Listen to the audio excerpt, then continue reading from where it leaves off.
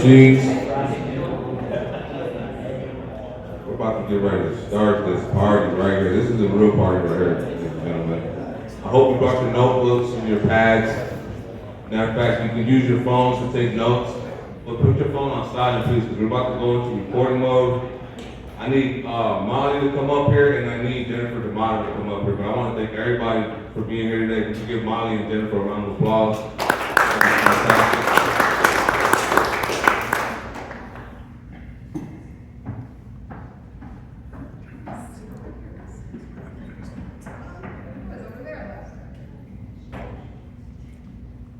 Hey everybody, how's it going?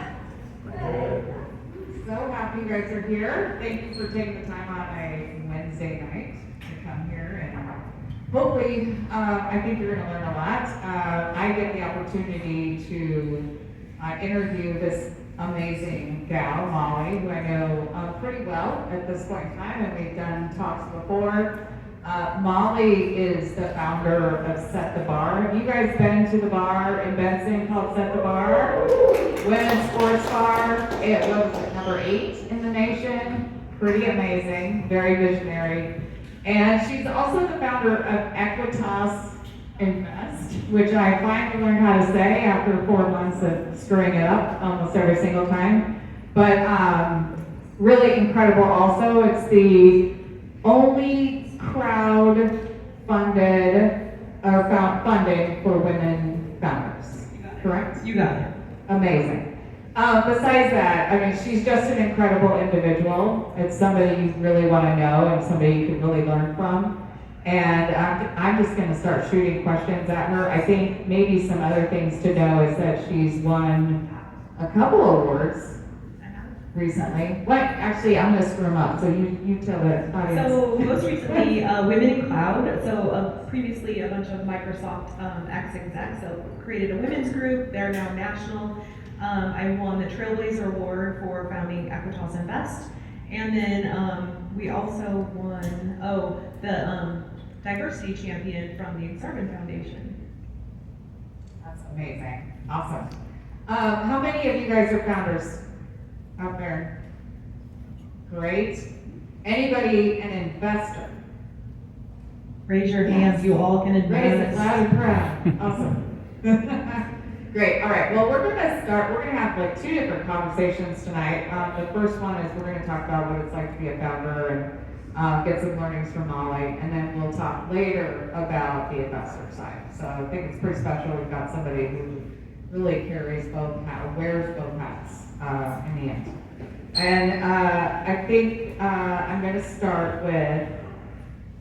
Let's see. I gave you these questions earlier. I know. I thought about them and then I forgot about them. Okay, good. Awesome. So we'll see off the cuff, like you say.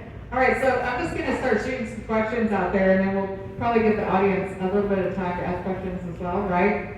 So be thinking about the hardest questions you can possibly think about, because I bet this chick can answer them. All right, so the first thing I want to ask you is, what did you completely underestimate when it comes to becoming a founder? I underestimated all the work. I mean, being a founder, doing the things that you have the vision for, create the plan, do the data modeling, do the finances, but then just all of the little things that you don't think about.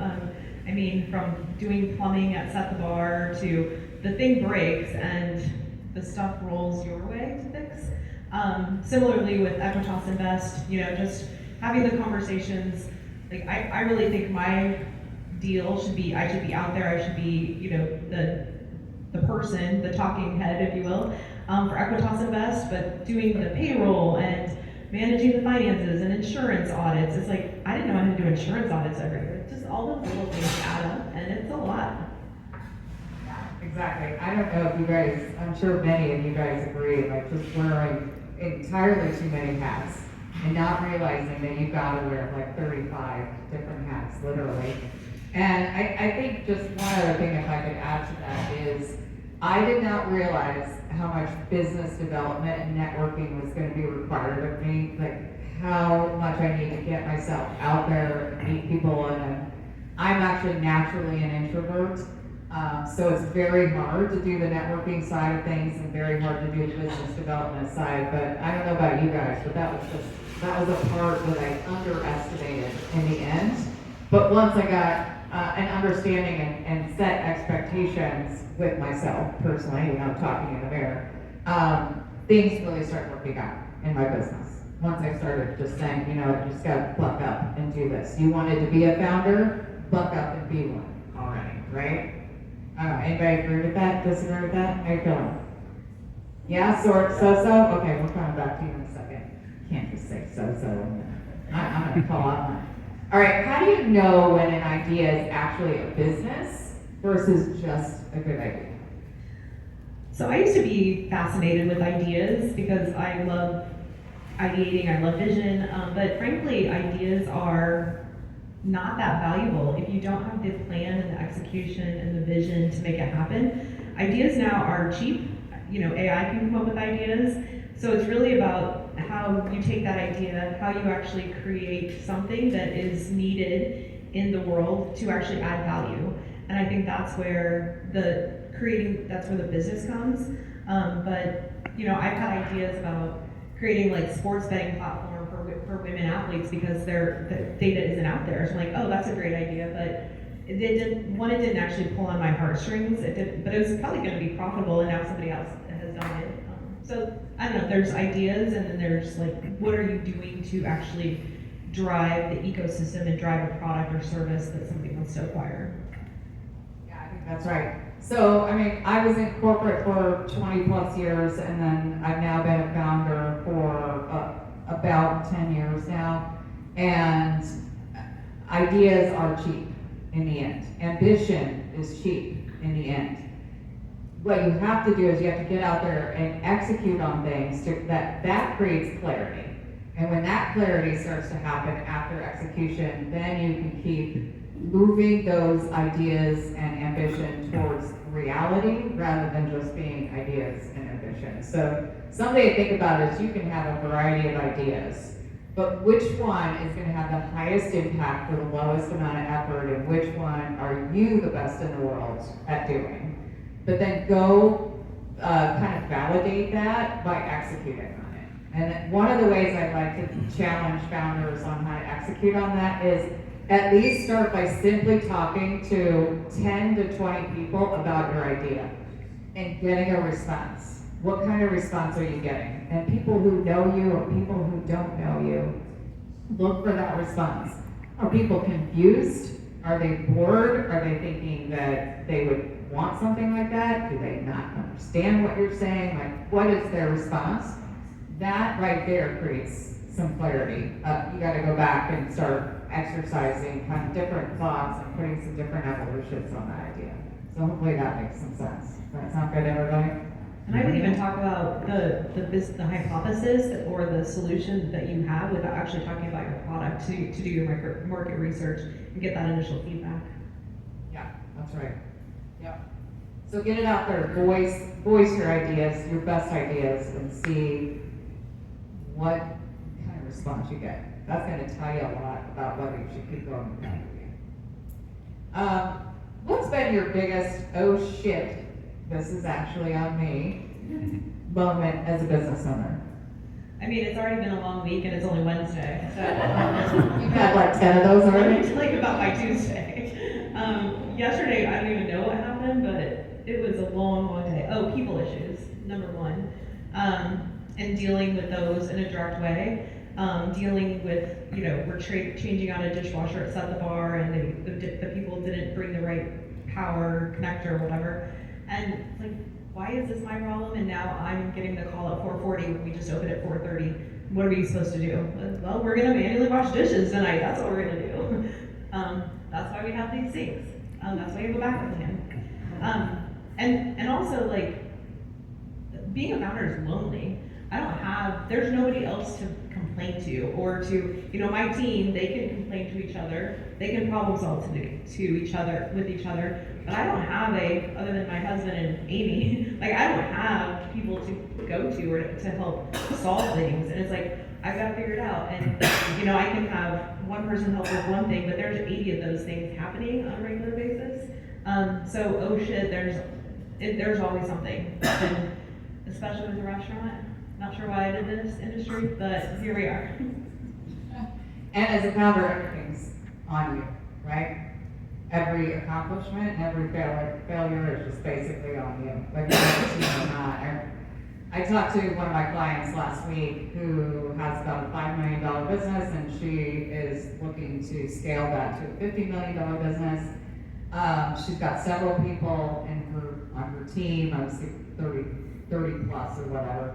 And she talked about a couple like multi-$1,000 mistakes in the last month. So one of them was $25,000 plus mistake, and another one was around, I don't know, $50,000. Well, last week we had our coaching session, and she had an $85,000 mistake.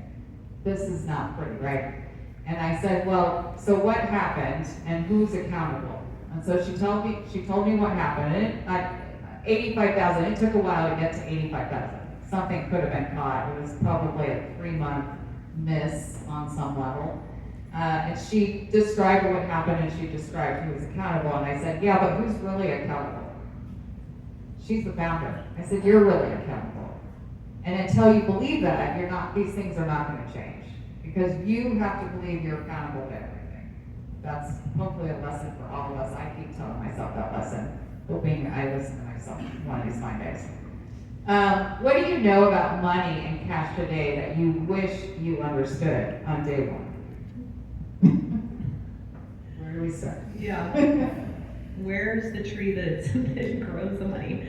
I think, so one thing is cash flow, like managing cash flow, managing the day-to-day, knowing the ins and outs, as well as the long-term. Like for Equitas Invest, as an example, I have ambitions of, making $5 million next year in revenue, but knowing the day-to-day really matters, and managing what's coming in, what's going out, all of the different expenses, as well as when are we going to get our first check, because we don't get paid until our clients actually achieve their goals. So how are we helping our clients be successful so we can get paid eventually for all the work we're doing? Well, yeah, besides the fact that money and cash doesn't grow on trees, and not every investor is all that interested in you at the end of the day, I guess for me, money, I just didn't realize, I think, how much things cost. And just how much capital funding is required sometimes to run any kind of business. And I teach that now today to founders. Like I've got a founder I'm talking to tomorrow morning. She has spun through, I don't know, probably about $6 million of cash. And she's like, I just need $750,000 more. And I said, you don't need $750,000 more, because it's coming in the chute and right back out the chute, because you've shown that through your $6 million, and you're still not cash flow positive. You still don't have a strong balance sheet. So I think one thing to understand is, if you don't understand your income statement and what it tells you, and you don't understand your balance sheet and what it tells you, and you do not understand your cash flow and what it tells you, that's what you need to learn right now. As a founder, I work with a very new founder, and the first thing I asked her to do, and I think I said this last time, is I said, all I want you to do for the next 2 weeks is document all cash coming in every single day. How much came in, who did it come from? How much goes out, who did it go to? All I want you to do is document every single day. And that's simply because she needed the visibility on her cash. So, but first, you've got to understand your money and cash before you understand anything else about your business. It's not important, your products, your services, none of that stuff is important until you understand the money situation in your business. Hopefully that helps. We can talk about that a little bit more. If you guys want to ask some questions on that. I have one more question for her, and then if you guys want to ask questions, that would be awesome. If someone wants to start a business, what would you tell them to do in the next 30 days, and then what would you tell them not to do? I would say don't start building a product or service until you've validated it with potential users. Also, tell your story to as many people as you can and get their feedback. What your first vision or ideation will be won't be what you actually build. everything will continue to evolve. So, and people, especially in Omaha, anybody will go grab a coffee with you. So take advantage of that, but it takes time and effort. You have to get away from your computer, get away from Claude, and tell your story and get input from real humans. Yeah, I agree with that. And try to get input from people who might be your ideal clients and or, other founders or entrepreneurs who have gone down that path and really can look at it with a keen eye. And then I always work with my clients and I ask them to find another accountability partner besides me, who's also gonna hold them accountable. But accountability partners are only as good as how constructive of feedback and smart feedback they're gonna give you. So if you can find people that are willing to just stick their neck out there and give you the most direct and constructive feedback possible, that's who you really want to be talking to. You don't need to listen to everything, or you do need to listen to everything. You don't need to take everything and act on it. You need to understand that it's anecdotal in the end and you're looking for trends. That's why you've got a lot of people to talk to until you find some of those trends. But make sure you're talking to people who have experience and can give you direct and real feedback, because they want to see you win in the end. Yeah? All right. Who's got some questions for Molly? Let me explain this piece to everybody. Ramon's gonna hand the mic so you have a question, and then I'm gonna point the camera at you so we can capture that moment. So hold. Yeah.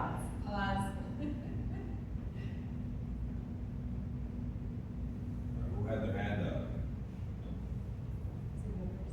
Bring on the question.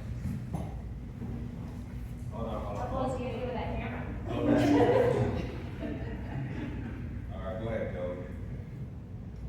So when you're first getting started and you didn't have big social media and no one knew who you were, what was the most effective marketing channel to actually get people through the door? Hold on. No, I gotta put this on back. I hear you.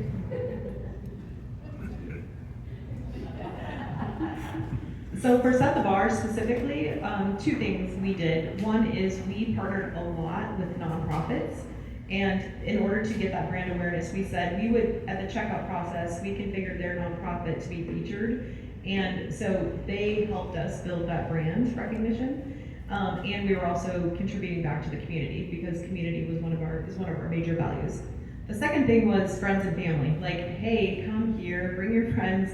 We had different events. My sister and I wrote trivia questions, and we had New Year's Eve for kids pajama night. Like, we just had as many events as we could, but we especially relied on friends and family for the first 8 months to really get the social media awareness out there in the brand. For the nonprofit, did they email their list to promote your place, or what did they actually do? So we would post on, tonight is the night for Epic for Girls, or tomorrow's the night for Boys and Girls Club. So they were sponsoring for it and co-promoting it. A lot of money went to nonprofit last year. Hello. I've got a question about how do you know when the right time to seek investment is? What are the downsides of getting investment that maybe aren't talked about? And what is that kind of pathway, would you say, to an early founder that's interested in seeking investment? Yeah, totally. So investment is difficult to decide when is the right time. I think depending on your product or service, I think we're seeing a lot of founders are ready to take a prototype to product, and that is a time when they need a big infusion of capital. That would be a time I would say is a great use case. I think some of the things, so there's $2.1 trillion missing in the US economy today because women founders don't get access to capital, yet we keep going to venture capitalists. But venture capitalists, they define the terms. They're gonna say, I want this percentage of your company, I want a board member, they change the direction of the vision. And that's why I'm not a fan, besides the fact that there's so many barriers, especially for women founders. So I think you have to weigh what you're willing to give up. So I've raised $2 million for both companies. I've actually raised more per set, which is curious to me. But the angels who are investing believe in the mission and they believe in the founder. So I think investors are thinking about, are they investing in the business? Are they investing in the vision? Are they investing in the founder? They're investing in the founder first and foremost. Can you, just to expand on that a little bit, what's the difference between angel investing and why would you want to seek that versus venture capital investing? Yeah, so angel investors are going to be friends and family or people who are aligned with your mission. So for instance, if you had a med tech product, you might have an investor who is familiar with the industry. If it's like cancer prevention as an example, you might have an oncologist be an angel investor. And the angel investors are going to be usually pre-seed, pre-valuation. They're going to be willing to take that risk, knowing that they're going to get the right valuation and the right equity when the time is right. Versus venture capitalists are going to say, I want 15% of your business, you're going to get this percent, or this is how much we're going to give you, and I also want to have some control. And personally, I don't want anybody to slow me down. And that's what I've found when talking with VCs is I don't need a board right now. I know what needs to happen. I know when I'm going to need help. And when I'm ready to create a board, then I will tell you I'm ready for a boss. But until then, I don't want that.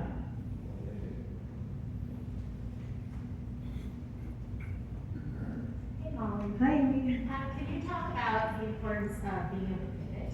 And when you take that VC money, sometimes it's much harder to pivot that person's. Yeah, I think as founders, as I alluded to earlier, you have to, your core product, service, mission will evolve because as you're talking to people, you're going to get ideas, you're going to get feedback, and if you're not evolving, then you're probably not doing it right. And so having that capability to pivot when something is like, okay, this isn't working, now what are we going to do about that? Are we changing, like, are we tweaking something, or are we going to go after a different market? Like, what exactly are we going to do to make it work? Because I am pretty resilient, I have a lot of grit, and I will figure out how to make it work, but it may be that, initially I wanted to create a venture capital VC fund for women, but there were a handful out there, so I pivoted, and I'm like, I want to do something very innovative, and so that's why I created a crowdfunding platform, which is the only one focused on women founders.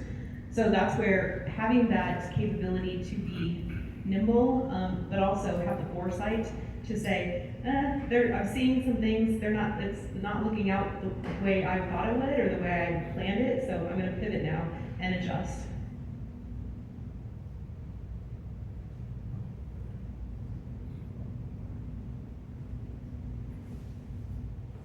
Yeah, you mentioned earlier, and I totally agree that founding is sometimes a lonely endeavor. I'm curious, like in your companies, how you went about finding a co-founder, and what tips you would have for any other solo founders in the audience. Okay, I got a lot of scar tissue on this one, but so I had a co-founder. I asked her to join both businesses and do this together, and we just defined how that would work and all the stuff. And she got to a point and got cold feet, became risk averse. I think had some sort of life events that happened and wanted to get out of it. It was very confusing to me because we were very clear we were relying on values, on mission. Like in my mind, if you have those foundational things as co-founders, then you can fall back on them when the road gets rough. She went her way. I continued with Set the Bar with Equitas Invest, and then my husband here actually was like, "Hey, why don't you talk to Amy?" We had met Amy at a party, and Amy has complementary. We have similar but complementary skills. And Amy is an absolute bulldog when it comes to getting stuff done, whether it's technology or compliance. She was basically got our business aligned with the Securities and Exchange Commission and changed their processes while doing it. So, I think co-founders are tricky because a lot of investors want you to have a co-founder. They want you to have a backup, but there's risk to that because you become misaligned. You don't necessarily believe each other sometimes, and so there's a tremendous amount of trust, and you have to be communicating on a regular basis or be able to say, I'm doing this, you're doing this, and trust that the other one's doing that, but when you don't have that trust, it's not gonna work. Come on, guys, this is your opportunity to ask hard core questions. This is what this is.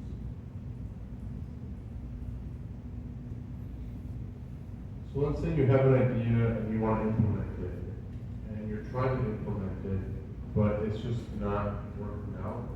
How do you know when and where to draw the line on, like, you either keep trying this and it just continues to not work, or you stop? It's a great question. We were talking earlier about the definition of insanity is doing the same thing over and over, expecting different results. So I think it's a matter of, is it the wrong market? I think, as an example, one founder we've talked to recently, has this life-changing cancer prevention technology that she wants to deploy, but she's a scientist, and talking to hospital administrators is not how her product is going to go live. But instead, it's like, let's go talk to Lululemon. Let's put it in the hands of the people who want to measure or prevent cancer. It's the individuals. So I think it's, I think you can try so many different ways, try so many markets, take a different approach with who's going to be the one that acquires this or pays for it. But there probably comes a time where I would set a hard line in the sand that says after so much time or so much money,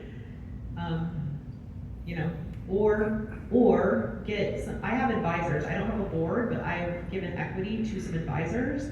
I would potentially run it by people who know more than you in that particular space and get their feedback. But I would put a hard line in the sand for yourself. Do you do project management through like the U.S.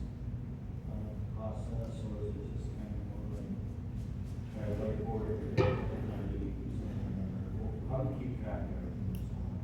Yeah, great question. So we, for both businesses, set strategic priorities at the beginning of the year, and I basically, even though it drives Amy crazy, I bring out those strategic priorities every week, and we go through how are we tracking. Are we what do we need to pivot in each of these? Where do we need to get back on track? What do we need to be doing differently? So that strategic priority session is how we do it. Now that we're in execution phase, in kind of like pre-business while we're still doing the planning. That's when project management, I was building out a restaurant or building out the technology platform for AQI. Like that's when project management was critical.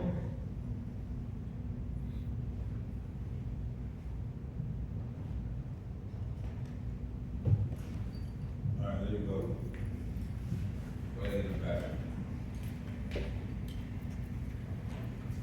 Good evening. Earlier, you guys were talking about you waiting to build out a product until you gain some validation of the product. Speaking to the microphone. Check, 1, 2. So is the validation you're talking about, does that come through, as you guys were saying earlier, just by talking to people and telling them your story, or is there a particular framework that you should or could follow in order to get that validation? Because for somebody like me that's a developer, as soon as an idea pops in my head, I'm already thinking about how I can build it, what's that got to do, so yeah, that's my question. Yeah, so I think that the market validation comes in a couple ways. I think you could you could build a prototype as a developer and show it to people, but I think you have to find the people. So for instance, Equitas Invest, I interviewed 20 founders who had started businesses and said, how did you raise money? Tell me your stories. And there were horror stories, by the way. It's disgusting what they've had to endure from VCs. But just listen to them and let them tell you how they would use your product or idea or service without necessarily steering the conversation.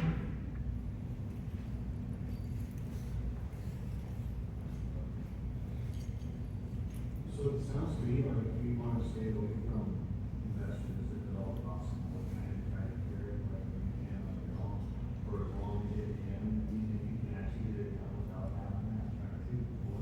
Yeah, so we built a playbook. So there's bootstrapping, which is essentially doing it yourself, using your own credit, maybe using your own cash or cashing out stock or something like that. There's going to venture capitalists. There's getting small business loans. There's crowdfunding, like we're doing. And the way we wrote the playbook is they're all hard. They're all going to take a significant amount of work. It's just choose your hard. So whether you're bootstrapping is difficult because it's stressful. I mean, we've done a little bit of that, and like making sure you can make payroll is stressful. But then also doing the crowdfunding, you have to be telling your story. You have to be out there. I mean, you have to attract the crowd. That's what's powerful about crowdfunding is everybody has the ability to invest, but you've got to be talking to the right people who are going to be aligned with your mission. On our platform. So crowdfunding it's basically like you're investing in in businesses. Similarly, like how you would do investing in publicly traded businesses. You, in exchange for as little as $150, you can invest in different businesses and get a little bit of equity.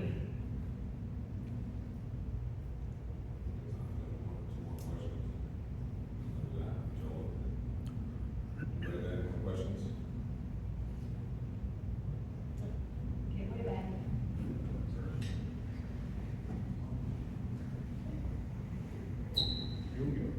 Okay. Yeah. Hey, so you yourself are a business as an investment fund. How do the responsibilities change as an investment fund? Someone running an investment fund and all the stakeholders you now have versus when you're running your other organization. So, well, from a compliance perspective, I cannot give you financial advice. But I can educate. Oh, thanks, Amy. Compliance officer. Thank God you're here. And personally, I've invested in a number of businesses.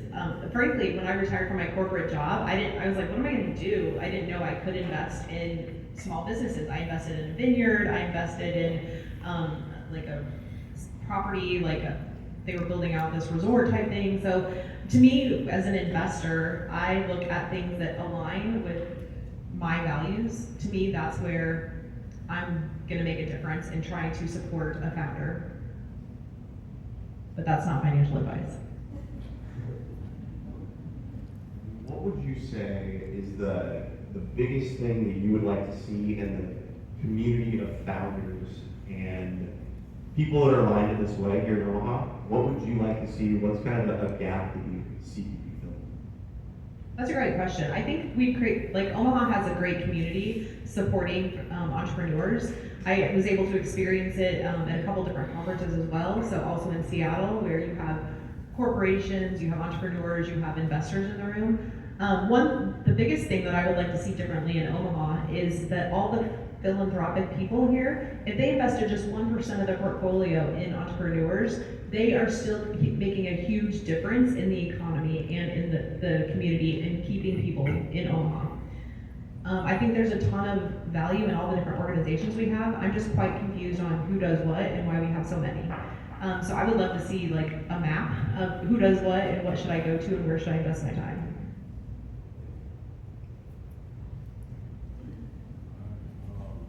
Can we give this lady a round of applause?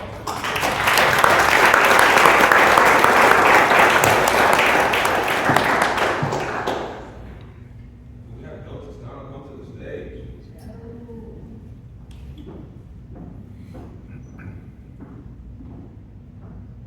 Joe.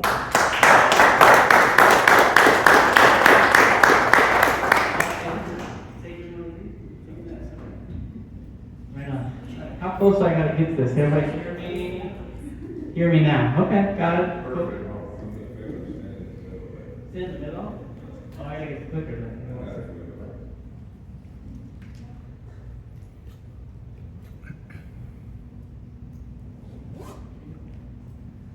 All right, good evening, everyone. Thanks for showing up. I'm Joe Toscano, founder and CEO of Service Stories. We're going to talk a little bit about what we're doing tonight, how we got here, and in a sense. Service Stories is a platform that helps service-based businesses turn their daily work into content that generates movements. That printer right there, that's the metaphorical concept that you need to sit on your desk and forget about creating social media that doesn't represent you or the rest of your business life. The problem we are solving is that AI search is dramatically changing the way businesses are found. What used to be a #1 result in Google is now way down at the bottom of the screen. And if you're not using this yet, well, your customers are, so you need to get ready for it. Now, what we do is we take the work you do, where you solve these problems every day, answer these questions at your front desk, we turn it into content that answers those questions and does it in a way that makes you the expert, which is what AI is actually looking for. How does it work? You service your customers, you document it every day like you already do. We pull that, we turn it into content, and because it answers the questions that your customers are now voice texting the internet, you get new web traffic, you get new leads, and you make money. The big thing that we've done is we made so you don't have to guess keywords anymore. The internet and SEO used to be all about search volume, keyword difficulty, all these things that you need to be a mathematician to understand. When we pull your ticket, you already have a note about what the customer was concerned about. We flip that into a question. We use the work you actually did, and we tell a story of work you do every day. So when someone picks up their phone and says, "Why is my AC blowing hot air when it's set to 62? You answered it. When they want detail about why it's doing it for their Toyota Tacoma, you answered it. That's what AI wants. Again, you do your repair work, we turn it into content, you generate leads. That's where you want to be in the future of the internet. And we've already seen success across multiple customers from 2 weeks in to 3 weeks in, now or 3 months in. Sorry, we are about a year into our business, but we just went live with it. And in that time, we've already seen people whose traffic's got up higher than 60%. In 60 days, 90 days, and beyond, we're seeing success in these people that never have. I have a quick demo that I can show maybe later, but the short of it, you can see, we pull in all your tickets, we just turn them into stories. Instead of knowing those search volumes and all that, all you've got to ask yourself is, how often should you change the oil in a Subaru Legacy? Someone asked you that? They asked you that 100 times? Click generate. Why is my Subaru Forester AC not cooling? How do I check for leaks? Someone asked you that? 100 times. Click generate. Traction since we started in May, we've signed franchises, we've signed private equity firms that are rolling up housing service businesses. We've also signed partnerships with coaching firms who act as fractional CFOs and COOs to these service businesses who need help scaling, and they're in the right mindset to do it. I brought on a COO who has sold into over 3,000 auto shops in his young career. Our moat is that he elbows the entire industry and they come and they pay for our food. In 3.5 months, we got from 0 to 14,000 MR. We're just getting kicked off. We've opened some of the biggest partnerships we've been targeting last quarter, and we expect this quarter to be out great. Now, that's only in automotive. When I first started selling this, I then had plumbers calling me, HVAC technicians, chiropractors, and I realized, oh my God, this is not just auto shops. This is every service-based business on the planet. So what does that look like? Well, there's 40 to 50 million service-based businesses worldwide. And at an APV of $900 a month, which is our target, that's a $540 billion market opportunity. How do we price it? Today we price it at $299 for the base content. You get your website hub, you get unlimited content, you can tell your story as much as you want. You get $100 a month extra per location, you get comments and messaging. Again, remember, we're taking all your distribution across all platforms into one platform, telling your story through it, basically work you every day. Nothing more hyper-personalized, nothing reaches your people better. We also do managed services, and we are working to automate these, and that's the future of our product. That's how we get to $900 a month APV. Now, like I said, 14,000 MRs that we've reached. It's a little less than 2 months of payback period, and a very small ad spend. Like I said, we are a moat of network in automotive, which is great, and now we need to expand through bigger channel partners. We're raising $1 million. We're going to take it from where we are today to $200,000 a month in recurring revenue. Over the next 18 months, and about 60% of that's going to go to market, which we're excited about because we have a tool. It's in the market, it's making money. Now's the time to just double down and grow this in the team. So this is a little bit about us. I'll start with my CTO.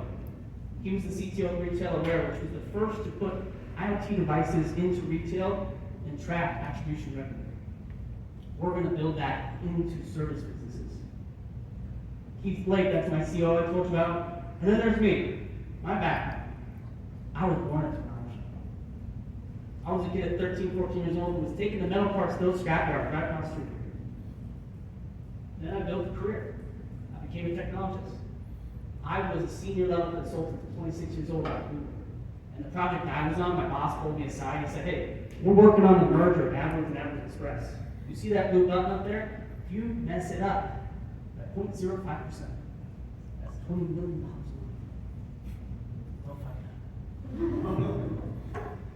I was there about a year and a half and I said, Silicon Valley is going to turn the world upside down. It's going to change the way we act as communities. It's going to change our democracies. So I left and I wrote a book. It's called Automating Humanity. You might have seen me in keynotes around the globe, maybe on national television, or as a featured expert in social dilemma, which over 500 million people have seen worldwide. I'm proud to say I have not just impacted a few lives, but hundreds of millions. We've made laws to protect people on the United States. At the same time, I was helping run my family's auto shop. We grew from $3.5 million to $11 million a year in revenue, and that's where this tool was built. We scaled out that, and now we're growing independently. This is my full time. So, that's service stories. If it sounds interesting to you, we'd love to work with you. If you're looking as an investor, we'd also love to talk. Thank you for your time.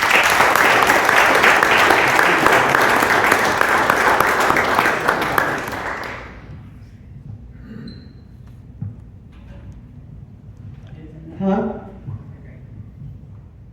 Great job. Thank you. So you had a number up there, where are you at right now in MRR? 14? And then you're in 18 months going to 200? 200. How are you doing that? Networks and partnerships, that's the primary. And a lot of that investment I was talking about is going to go into sales. How many clients do you have at that 14? 21. How many clients do you need at that 200? We need about 100, 150 depending on what they buy. Right, and how many, on the 14 side, what model are most of those guys buying? Right now, it's just content. We're just launching version 2 that's going to allow us to do that and expand that. They're just on the 299 a Actually, month? they've been at 250 a month. They're at 250, okay. So are you taking, are your current clientele and elevating them to a larger model, or how are you going Yes. about? Yes. Because networking is gonna be tough to get you to 200. Okay, For example, we just launched into content and communications right now, so now they can not only do all their content across our platform, but they can respond reviews, messages, comments, all in one place. Next quarter, we're working on launching advertisements, so we can automate that, add a couple $100 a month on that package. And then we're also in the midst of making it so you can give us you can give us your URL, and we will rebuild your entire website. And so we can migrate websites and add that as a package. is your clientele Omaha based, or is it nationwide or Nationwide global? at this point, yep, we have a franchise down in Austin, 14 locations and growing. Private equity firm just voted on 6 plumbing companies, but they got electricians and others beyond that. We also have, that coaching firm has 400 shops in it, and then as of about 2 weeks ago, we officially got listed on Marketplace for the leading integration partner in automotive, which has 16,000 shops. What is your gross margin on this product? 85%. The gross margin is? Really? We're not running a prop business.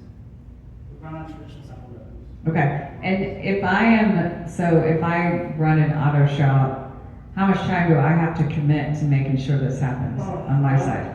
What would have taken you at least 2 or 3 hours a week, I see you could now do it 1 to 3 hours a month. 2 to 3 hours a week, what am I doing? That's creating blogs, that's creating social media content, that's responding to messages and reviews and all that. How many auto shops are doing that? All of them have to. They have to, why? Or you could be off the map entirely and hope that you do word of mouth, but I'm not selling those. You're not selling to those people. How do you know the difference? It's very obvious if you look at the website. Okay. If they have a blog, Okay. that's a good indicator. If have a good social media reputation, that's a good indicator. Also, like I said, we're going through like these coaching programs, we got a couple of those that were targeted, and those are just the right mindset. They're there. This is gonna be, I've already seen like 5 different companies that do the same thing. This is going to be, if it's not already, but it will be a very red ocean. So how are you going to stay differentiated in this market? Ask you who you're talking about. Nope.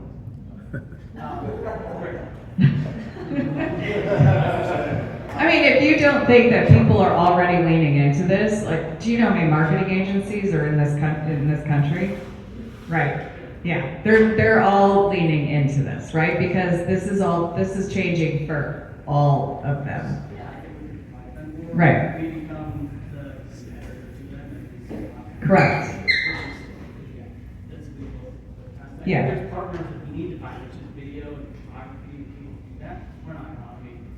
No, there are digital agencies that are doing exactly this. Why? Because they have to pivot because of AI. Differentiate a few ways. Small language model is part of our IP. We're building the world's largest directory of common customer questions and answers, called answerbyexperts.com. Mhm. We're gonna build an agentic marketing directory where we can catch the global traffic and route it to our local suppliers. And we're gonna build the attribution model that I don't think the agencies are gonna get to. Not for a while. What does 5 years out look like for Surf Stories? We are this strategic communications agent for service business. What does that mean? That means that anything that you need to handle. When I am. This is so fun. I'm sorry. You're doing so great.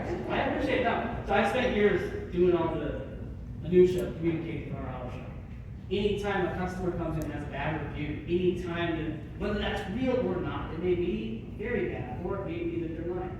All my guys keep on skates. How do we handle it? There's industries worth of people who don't know how to respond in PR and marketing and strategic communications. That's a value that we have. I think there's a huge opportunity though to do that in a way that not only does just creating the content, but literally acts on your behalf. Go catch the reviews and you get pulled down. Go work through all the minutiae of BS and Facebook and you get things pulled you shouldn't have. Like a whole world around strategic communication. So here's the way I would think about this if I were you. Okay, so I don't know, how many people do the Boston Marathon every single year? Thousands? Right? Yeah. Okay. And the guy who wins or the girl who wins or whatever, and say they won, I don't know, this year in an hour and 20 minutes. Do you think they'll win in an hour and 20 minutes next year? They absolutely will not. You're gonna have to run a marathon every freaking year. I would just encourage you to think about, go beyond doing the service and create the higher value opportunity that's sitting in here. I know you are with this, but everybody is going to lean into owning data. Everybody is going to lean into distributing data. There's more than that. For sure. So go deeper, go beyond that. I was a cross player, so I learned marathon sprint. Excellent. So go win that Boston Marathon like every fucking year. Okay. All right. I'm done. That's great. Wow. Fire round. Yeah, I geez. wasn't expecting that at all. You did. I would not want to do that. Oh my God. You know, I gotta play good cop now, like the next 10 minutes. Glenn told me to do this. Yeah. All right, Joe. By the way, great presentation. You know, I've seen your product before, and I'm really impressed by how you put the UI together and made it very simple for somebody who's like a mechanic, who I am assuming is not that technical, can understand. There's something on one of your slides, you listed a bunch of different industries. I've also noticed that you have a high specialization in auto body shops.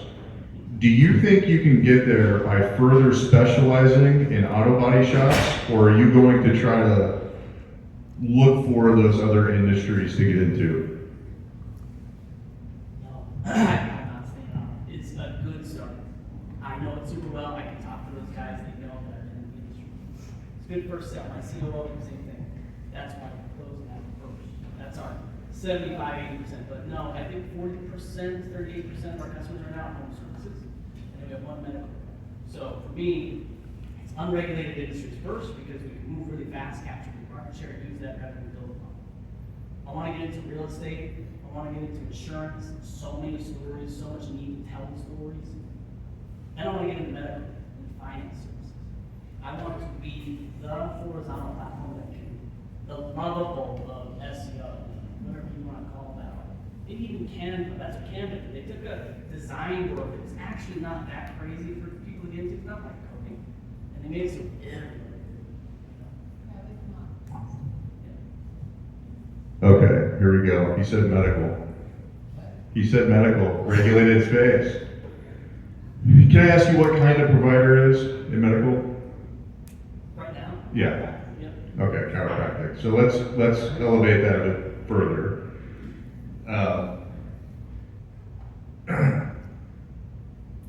How do you get around, and I'm assuming you're tapping into regulated private data, right? The clinical information that's going on with the patient, and creating something like this that doesn't appear like it's medical advice that's getting generated by AI.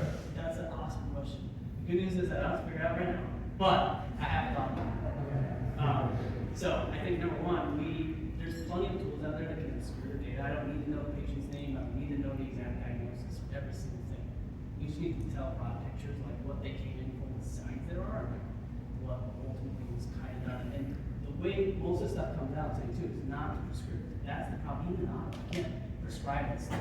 That's a liability.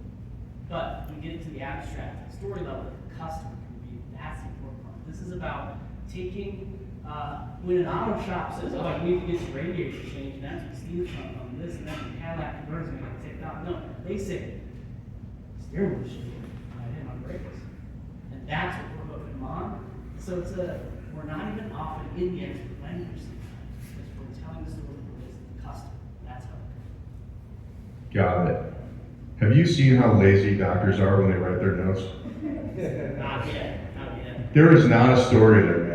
They're coming in and you're saying my hip hurts and you're complaining about it. Yeah. For 20 minutes they're going, You know what they wrote in there? Hip hurts.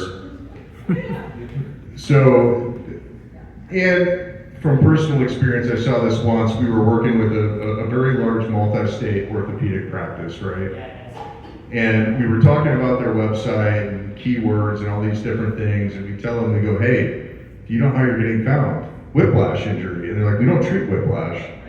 No, I didn't ask you what you treated. I said, this is how people are getting to your website. And the physician's like, yeah, but we don't treat whiplash injury. Okay. And we were following him around, we're in an exam room, and the patient's saying, oh, my back hurts, my neck hurts, or whatever, and he's like, I think I got whiplash. And the physician just shakes his head, oh my God, right?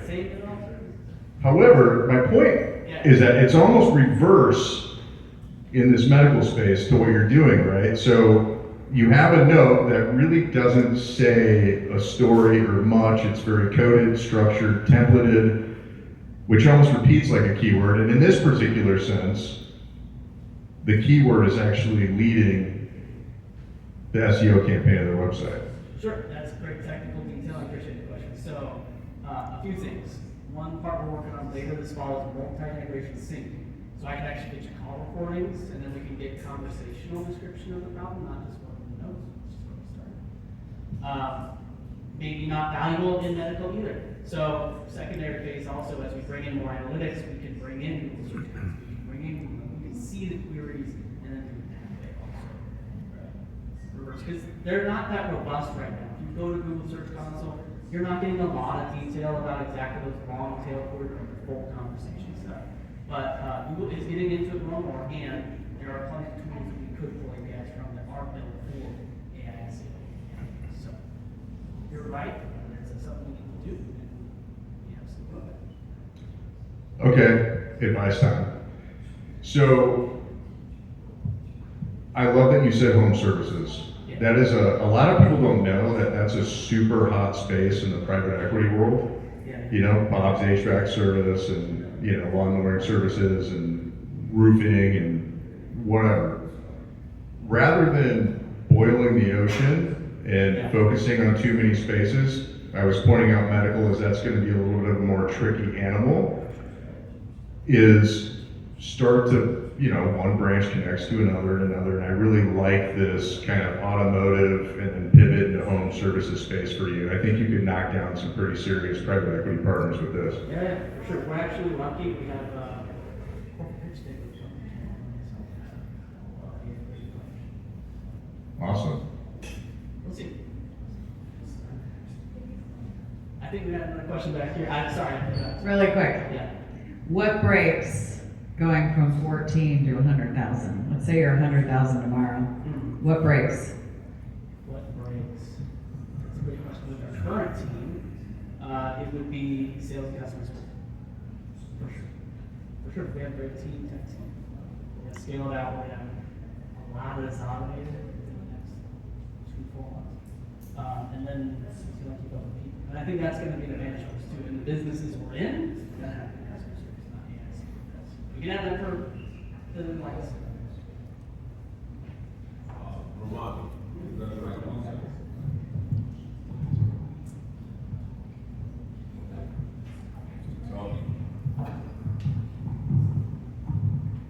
So, you work a lot with auto body shops. Yeah. And auto shops. So, there's only so many brakes that can grind on so many 2014 Honda Civics. Yeah. How does your AI start to differentiate the different auto shops? Does it take the person's location into account as to which one it recommends on Google and all this other stuff? That's what I start to think, because I'm you have so many auto body places, there's only so much content. That's a great question, yeah. And to be fair, we don't work well for standardized service businesses. So a lawnmowing company, no one cares who this recorder is versus who. Bingo. Nobody cares in a hotel if you're a family four check-in. Nobody cares in a restaurant about steak dinner. Right? A lot of that's not our target market. We work very well for highly specialized businesses. Auto shops have a huge matrix of everything from parts you use to fix it, to the year, make, and model of the vehicle, to the location. That's a big part of our context engine behind this, is that we have all that load and just based on the tickets coming through. We get where the customer came from, get their sub-municipality, and keywords for everything that's in long wants, and you just gotta kind of tell us basically where you're going. But yes, there's a lot of patterns also from services, and to be honest, part of why I'm so excited about this is the service businesses are not getting automated, they need marketing. So we're gonna be around for a while. Yeah. So that was another thing was I was if you're an auto body shop or and you fix so many pairs of brakes, you fix 1,500 brakes and the one next door only fixes 300. Yeah. You're probably So I don't know gonna how much you've done before. Are you in a service business yourself? No, but I mean, cars, everything changes all the Yeah. time. The guys that were working, I have guys that are shop that were 55 years old saying, I'm glad I'm retired. I can't think of this happening. Okay, so the world changes, all the parts, everything again can be updated. And then it's also another thing where this is what's happening on the internet. You have service-based business, you ask, do they even care? Okay, for a long time they did. Now the last 5 to 10 years they do. And they care a lot if they want to scale. And so here's what happens. They go get an agency who for the longest time has assumed these guys are too dumb to really need to check into my work. They go stand up a template, this template that costs $500, and now they're on the same template. And they're all getting hits. This is the perfect time for us to come in, make hyper-personalized content, we're pulling in your tickets, we're checking seasonality, we're telling weekly summaries of what you're doing. It's all up. It's hyper-personalized too. What city you're in, so it's great readiness in South Austin because of the dust versus LA where you got the beach and it's all coming, all that stuff. Weather patterns eventually kind of stuff. Thank you.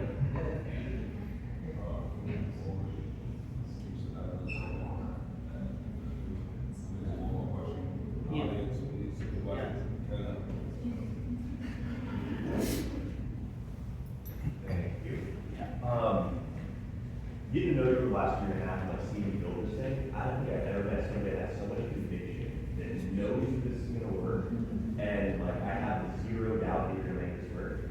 I'm curious, where does that conviction come from? And from a mindset perspective, being a founder, you're plugging in 12 plus hours a day into this, 7 days a week, and it's incredible to see.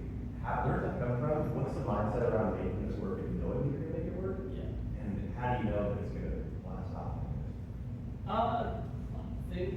that, but I'll tell you a couple. Number one, I've shut down 2 businesses. I know what didn't work. I learned a lot. I also, in my world right now, first 2 businesses, I was hoisted from the social dilemma into the savior of data privacy on the internet. And like, I just wasn't that guy. We got far, we made some big changes, we actually made launch, but I was just not a compliance person. I just didn't care, I didn't love it. And then the flip side of it was, with this, I actually won awards for building bots 10 years ago in Silicon Valley. I know why these things work and how they're gonna work. I went to the antitrust investigators, Doug Peterson, AG here 6 years ago and said, if you think Google search is monopoly now, wait until you see AI search. Nobody will believe it. But I made the thing that hits the algorithm goes right into what they need, and that's why I help, because I actually helped build some of this in the valley. And I'm getting back in my zone, which is I make cool shit that makes people money. That's what I should have been doing, not compliance. That was a good round of applause.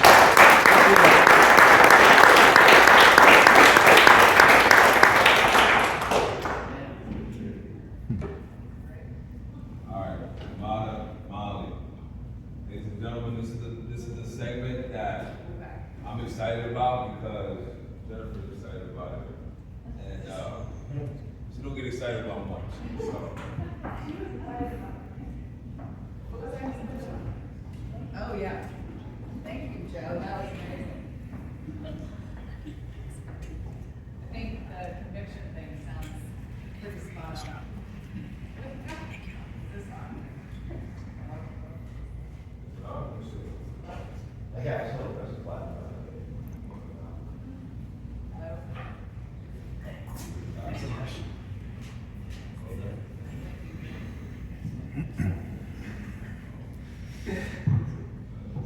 Hello, hello. There we go. Okay. Okay, all right. Second segment we're going to talk about is the investor side. So, for those of you seeking investment for your business, listen up. Let's take it from here. All right, Molly. I have a business. I think I'm ready to raise money. How do I know if I actually am? Have you done your market research? Do you know your total addressable market? Do you know your serviceable addressable market? Have you done a pro forma? Have you made assumptions? Have you put together your pitch deck? Have you talked about this to friends, family, social media? Those are the questions I'm asking. Okay, I'm gonna talk about total addressable market because I think that's a load of crap half the time, and it doesn't really matter. But I'm just curious. Sorry, ignoring that, what I just said. What do you think about the whole concept of total addressable market? So total addressable market isn't a trophy. It's not a score. It's how big of the pie exists out there. And from that pie, how much are you going to take?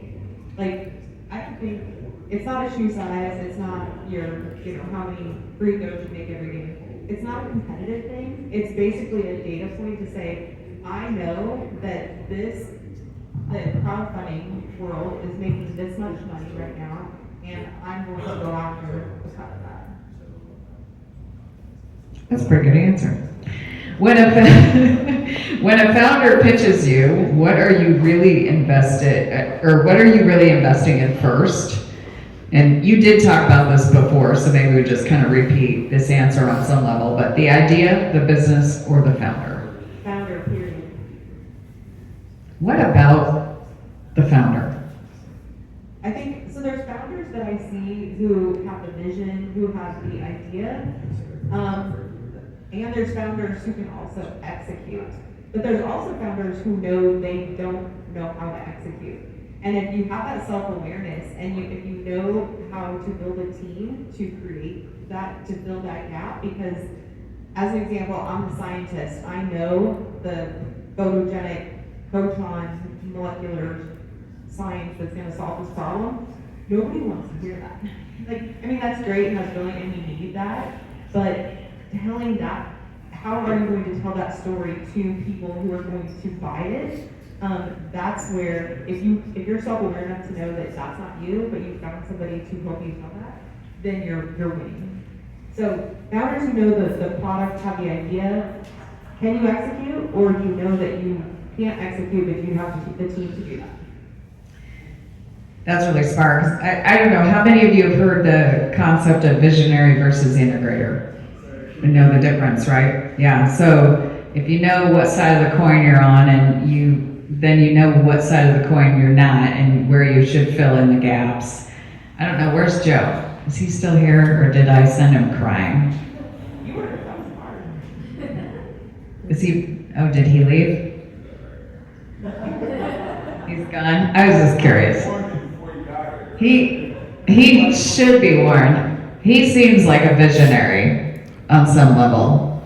He absolutely. He also has the experience in the car industry To be an integrator if he wanted. And Yeah. he's written the code to scale what he's done. Yeah. So I think he's the 1% of founders who can actually do both the vision and the integration. And you know, I talk to founders, I have several founder clients, and they just kind of span this spectrum of vision and integrator. And sometimes, you know, if you're a true visionary and you have somebody underneath you that's a blend of visionary and integrator, that actually could be a pretty powerful combination. I kind of think you and Amy might be that on some level. But if you're a true integrator, you know, maybe you look for a business partner or co-founder or something that has more visionary in them. It's just about a matter of being more aware so that you kind of understand how you need to fill out your team or what kind of partners you need to have around you. And I'm just curious because I look at this, but what do you think, how do you think that maps back to what types of, so this is, to me, I think an investor finding the right founder is one side of the coin, but the founder figuring out what the right type of investor is for them is the other side. And how does maybe this translate into that partnership as well? Yeah, that's a great question. I've actually turned away investors because they weren't aligned with my mission and their values were different, and I didn't want the noise. Like, I said, thanks but no thanks. If I go back to core mission values, and you might believe in my idea, you might believe in me, but if I can see the writing on the wall with the red flags on your social media posts or whatever it is that you're putting out there that doesn't align, I'll say no. It's hard, but yeah. No, I mean, I've seen this across the board. I don't know that founders do quite the same level of interviewing of investors that investors would do to founders, right? And it becomes a partnership. Even if they had 5% equity, you are going to have the conversations with that person. That person may have advice, they may poke holes, they may have suggestions. You better like them, you better like what they have to say. You don't have to always listen to it, but you're going to have a relationship with that individual. So make sure you're exercising your right to find the right investor for yourself. So that's just something to think about. What are the numbers a founder better know cold before asking someone else for money? Their burn rate, I think, is probably the one that you need to know. I think you need to know, like, what are you going after and what's it going to look like for an investor? Like, they're investing in you because they believe in you, but they're also hoping to make some money. Like, so what does that look like? And in addition to the numbers, be able to tell your exit strategy. Like, I don't think founders are really good about saying what do you want to do? Do you want to sell this? Do you want it to be acquired? How does this look in 5 to 7 years? And what's that going to look like for the investor?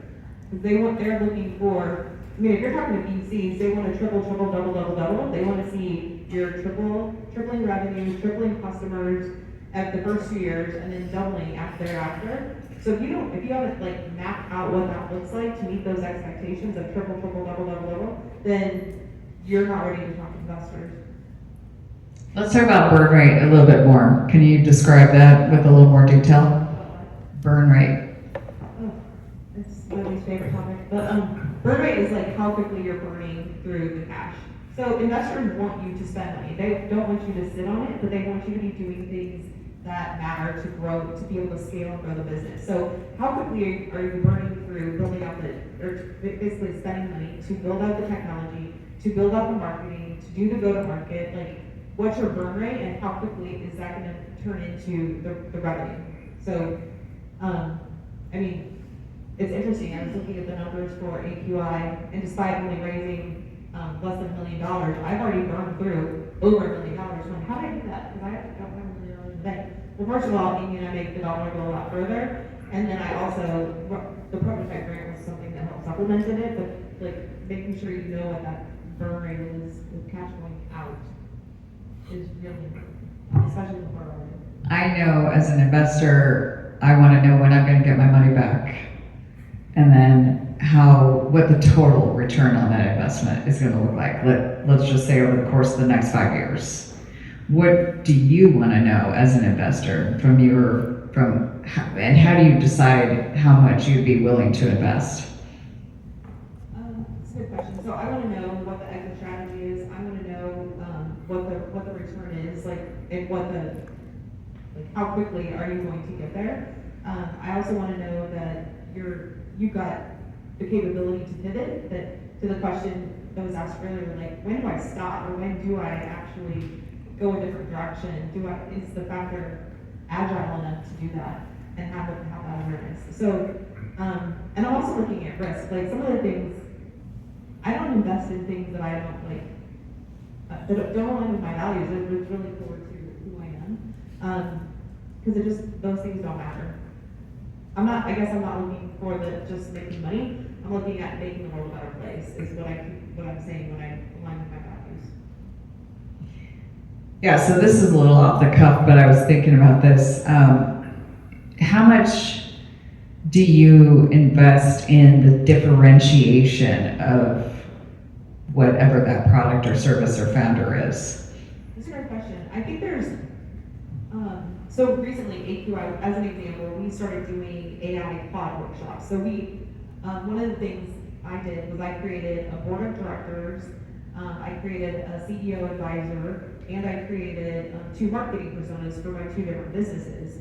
And spending the 2 to 4 hours actually configuring Claude to do these things, to actually have an antagonistic person on my board tell me things I don't want to hear. And then I can ask questions. Like, as an example, one of the things I did today, I'm a disruptor. I want to change the restaurant industry. Like, how can I actually take the 5 people who spend so much time at set the bar, but are working 3 jobs, and they don't have a car that works, and they're making, like, I just want to make their lives a little bit better. So how can I actually get them on a salary full time and make their lives better while making the world a better place?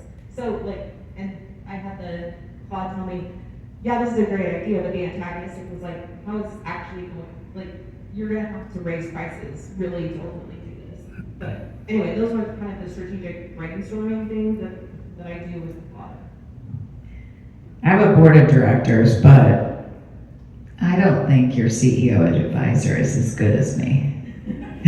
Just kidding. Probably is. We'll see. No, you're probably asking too many rapid fire questions. Oh, you've seen nothing yet. I'm curious, when it comes to, I've seen a lot of pitches, James and I saw a couple last month, and I've been judges on pitch contests, and I've seen a lot of really cool things, but man, there's a lot of mud that these guys step into when they're doing a pitch. What kinds of advice would you give to someone who wants to get out there and pitch their business? What are the big don'ts that you've seen? Well, personally, I think I've made a mistake where I am too transactional. Like, I'm ready to, let's talk money and what I'm gonna make for you and what you're gonna make, how you're gonna make your money back. I think you first have to get them on board, like, get that headline, get them on the ship with you because they believe in what you're doing, then have the transactional conversation. And too frequently, and maybe sometimes out of desperation, you're like, let's talk money and how much, and I think that's a red flag to me. you have to establish that relationship, you have to build that trust, they have to get to know you because they're investing their money in you. Yeah, I think one thing that I've seen a lot, or maybe I have two, but one thing that I've seen a lot is you do not understand your competitive landscape. You don't understand who's close to you in competition. A lot of people I hear, even the founders I work with, are like, oh, I don't have any competitors. You sure as fuck do. You definitely have competitors. It's just basically where do your potential clients or whatnot go instead of doing business with you. That's what it is. It's not exact services, exact products, and anything like that. And one thing I've seen with pitches is you do not understand your competitive landscape. So if you ever think about pitching, besides all the great advice she just gave at the beginning of this, make sure you understand your competitive landscape. Because we want to understand if you're sitting in a red ocean or if you're really in a blue ocean. You've really put a product in white space versus, in a shark-infested ocean, essentially, if that makes sense. Any other advice you want to give on pitching, investing, or how do you find places to go invest? And I guess maybe why? Why do you like to take your dollars out there and invest versus just throwing it in the stock market or somewhere else? So I personally took over my whole portfolio. I cashed out of all of my corporate stock, and when my wealth management person couldn't tell me why I was making the same amount as the market was growing, and repeatedly asked that question, I'm like, I'm gonna do this myself. And so now, since then, my returns are 24%, this year they're 35%, the only thing that's happening good in the world right now. But it's kind of boring. Index funds, that's the way to go if you pay off your debt. Index funds are fueling AQI, they're fueling my livelihood right now. But I think investing in businesses where all of the founders I talk to, they are really trying to change the world. And they are having so many barriers with trying to get access to capital to either grow or scale. I just believe in what they're doing. And that's where I'm. Yeah, and stocks might not be having a good time pretty soon here with the 10-year treasury going through the roof. We'll see what happens. Anyway, okay. Anybody have any questions?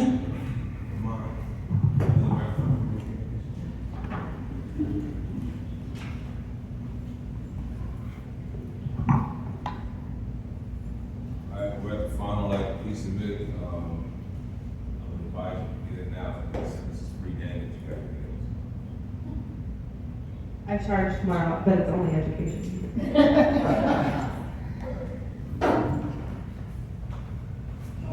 How do you get your friends, family, people that you're associated with to understand what you're kind of going through when you're ready for your time?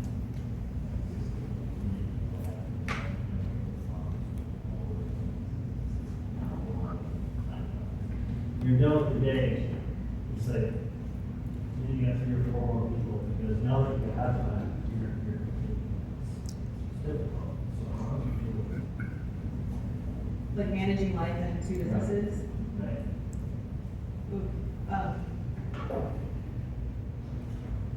I don't know that I do it very well. I guess I do feel pretty good about, once I'm done for the day, I'm done, but I'm usually pretty tired, and I also talk to my husband, I talk to my sister, they're my kind of go-to vent. I do probably need to vent at least once or twice a day, just about different, every day there's different issues, it's just the nature of the business. But then I try to let's do something fun, get out of the house, get out of the office, go do something that, to enjoy time, playing games together, be with my extended family. I don't know if that's kind of a boring answer, but kind of boring nowadays.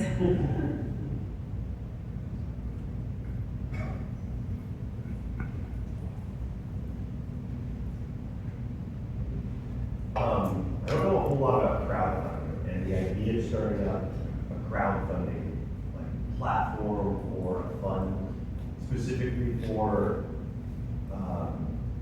people that, small businesses that want to get their idea out, or helping build community, for example, and bring people together in that way. I founders, things like that. How do you go about starting a crowdfunding operation? What are the things that we should keep an eye out for if we were to pursue that? What are do's and don'ts in that space if we were to create some type of fund? Yeah, so if you're to do your own raise, one, you have to do all the things Jennifer talked about, like create the pitch, have the message clear, be telling the story. And I would say before you actually like fill out the form and sign up, you need to be out there telling the story, because the biggest opportunity, but also the biggest challenge with the crowdfunding is the crowd. And so what crowd is going to be interested in your product or service? Like, the typical crowdfunding investor is a 25-year-old white male, because he's into like gambling, wants to find the next unicorn. So are you going to attract to all of them, or are you going to attract, is your product or service going to be, targeted to real estate or med tech, and how are you getting those people interested in hearing your story before you put your campaign on a crowdfunding site? So you need probably 3 months of solid storytelling on social media, YouTube, face-to-face, before you get started. Okay. Practically, let's say we did that. Practically, how do you start a crowdfunding? Sure. So there's probably 6 weeks worth of work to actually get the campaign live. You have, depending on the amount you want to raise, crowdfunding, you can raise up to $5 million every year. And depending on that particular amount, you have specific accounting requirements. If you want to raise $5 million, you have to do a full audit. So there's accounting expense that has to happen, and then there's the marketing expense that goes in. So, and you also want to have friends and family ready to go to get your flywheel going, because you want the crowd, other potential investors to see your campaign, but because they don't know you, they can listen to the video of you on our site or YouTube or wherever you have it. But you have to get that flywheel going, and we say you should have $50,000 worth of investment ready to get that flywheel going. One more question. I might get the name wrong on this one, but how does what you're doing with crowdfunding separate from, I think, Sweater, Boulder is maybe one of those lists I'm similar, where they're allowing smaller checks aggregated into a fund? How do you differentiate yourself as a fund? So we're a crowdfunding platform. We're not a fund. We basically connect investors with founders. That's all I can say as from the SEC. We're a neutral platform. However, we are focusing on women founders, because Equitas is the goddess of fairness and equity, and because women only get 2% and most recently 1% of venture capital. Venture capital just wasn't made for women founders, so that's why I wanted to create a platform that works for them. And when it goes to total addressable market, the interesting thing that we're actually creating our own market. The founders we're talking to never thought they aren't in that total addressable market for crowdfunding. We're not taking businesses away from our competitors yet, because the founders we're talking to never even knew this was an option. Well, and the interesting thing,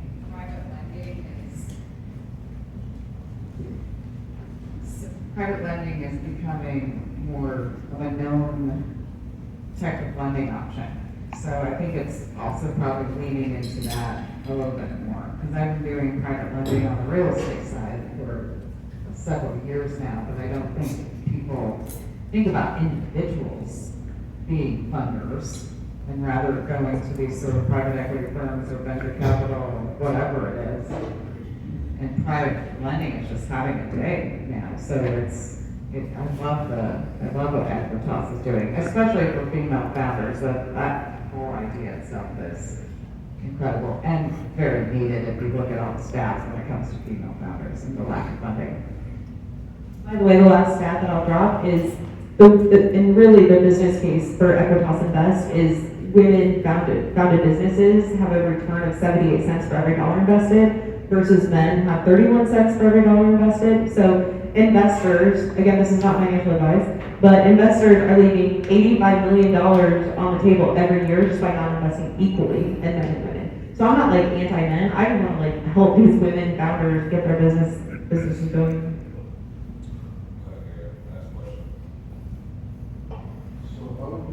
suggest to, this is a question for, how would you suggest to founders to differentiate or walk the line between working on the business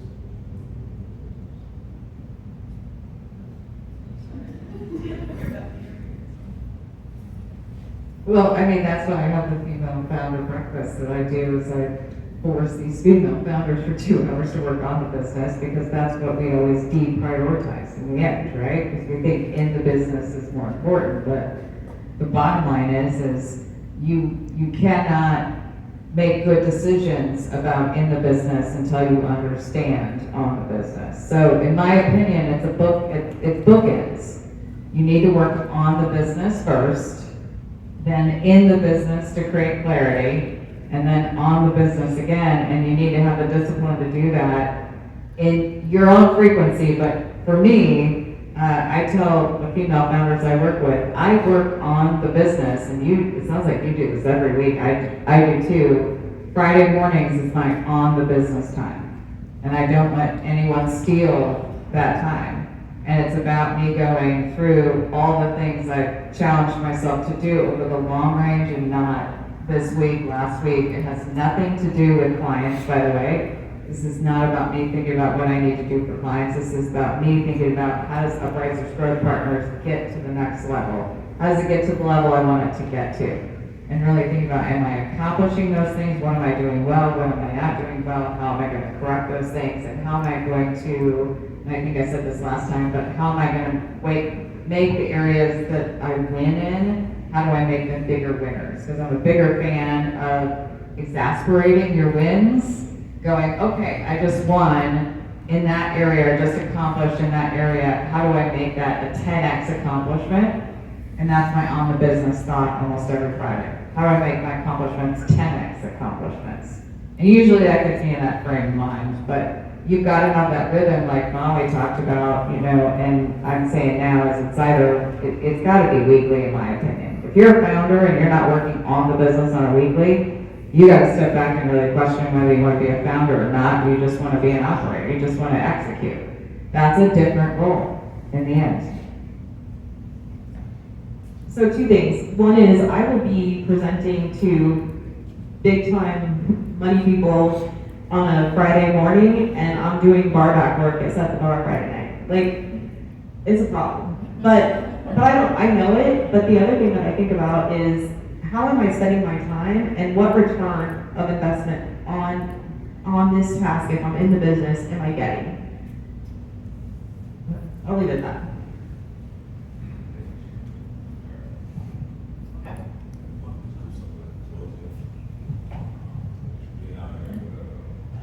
Yo, don't want to be like that. He just runs the cameras.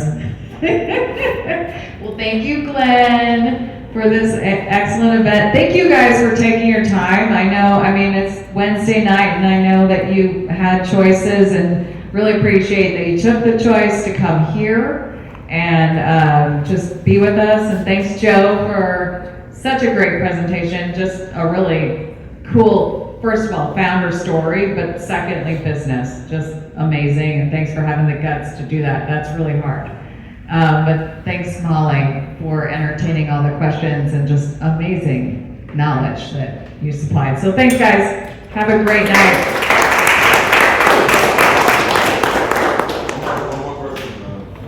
Oh, thanks to the Root as well. Yay. Hi, I'm Chastity. I'm the community associate here at the Root. If you're not familiar with us and what we do, we are a co-working space that offers memberships for people like yourselves, whether you're a founder, a hybrid employee, completely remote, or even a student. We have memberships available for all of you. If you have any questions, please feel free to reach out. You can inquire online, you can reach out to me or my manager. Feel free to grab a card before you head out. But we just wanted to say thank you so much for spending the evening with us, and for Glenn, and for Jennifer, and for Molly. Thanks for all being here, guys. And Data Chip Labs. All